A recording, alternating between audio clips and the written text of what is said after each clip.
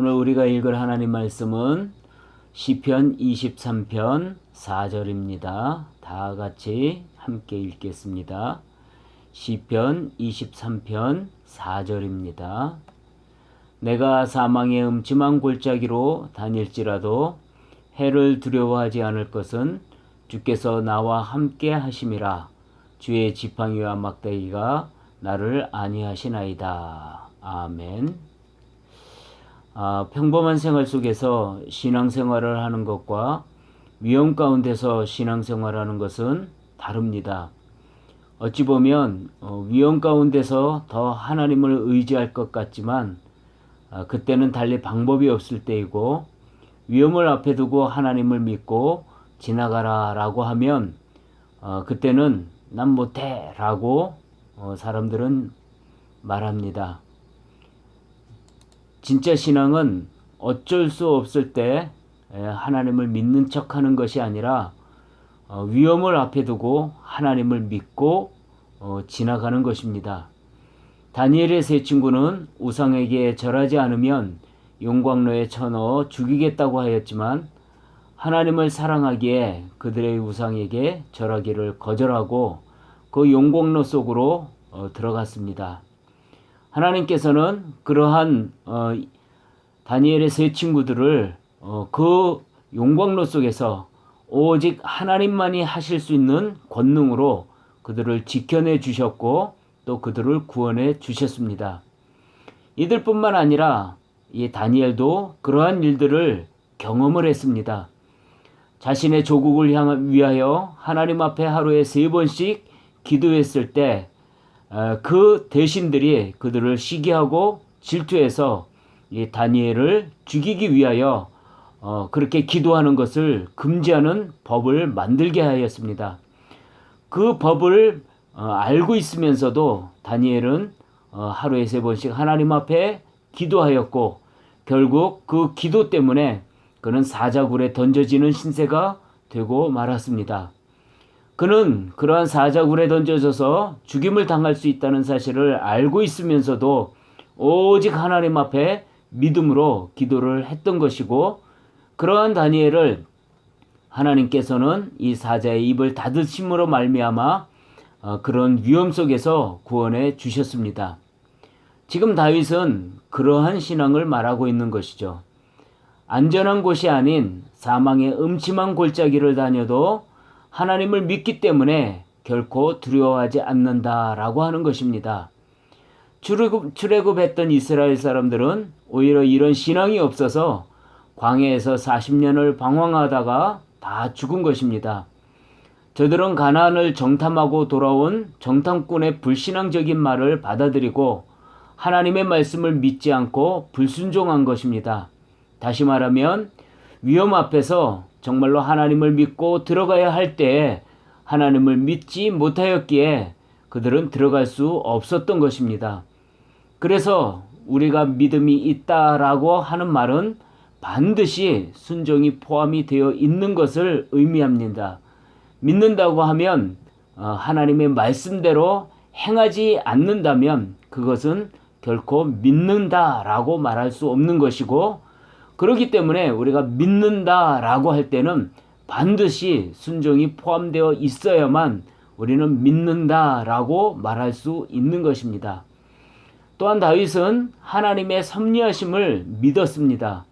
즉 하나님이 동행하시는 삶이라면 그 삶 속에서 만나는 고난이든 즐거움이든 다 하나님의 선하신 뜻이 있어서 일어나는 일들이라는 것을 믿었고, 그래서 아무리 어려운 일이 생겨도 하나님께서 자신에게 선한 일을 이루고 계신다는 섭리하심을 믿었던 것입니다. 우리는 인생에 조금만 어려운 일이 생겨도 하나님이 없나 봐, 그러고 또 하나님을 믿었는데 나를 도와주시지 않네, 이렇게 좌절을 합니다. 그러나 다윗은 그런 일들까지도 하나님의 뜻이 있기에 하나님을 믿고 걸어나가겠다라고 고백을 하고 있는 것입니다. 여러분, 하나님이 살아계심을 믿습니까? 하나님께서 나와 함께 하심도 믿으십니까? 그렇다면 생활 속에서 일어나는 일들을 일희일비하지 마십시오. 고난이 오면 하나님을 믿고 지나가십시오. 어려운 일이 생기면 하나님의 뜻이 있음을 믿고 견디십시오. 주님의 지팡이와 막다기가 나를 위험에서 건져주실 것이고 나를 선한 길로 인도해 주실 것입니다.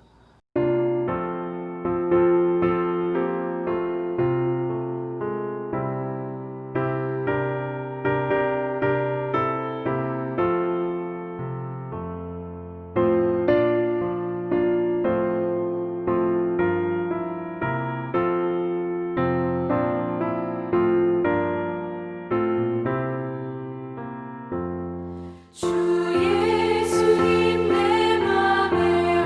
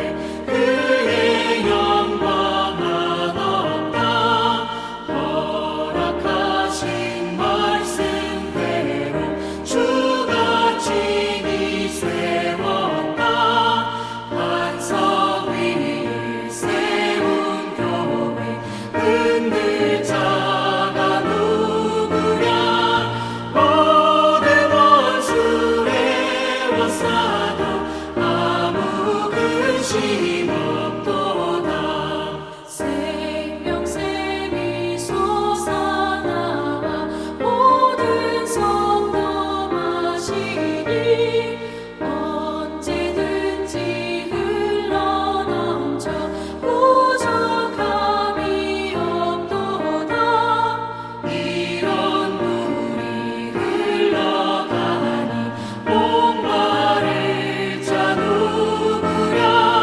주의 은혜 풍족하여 넘치고도 넘친다.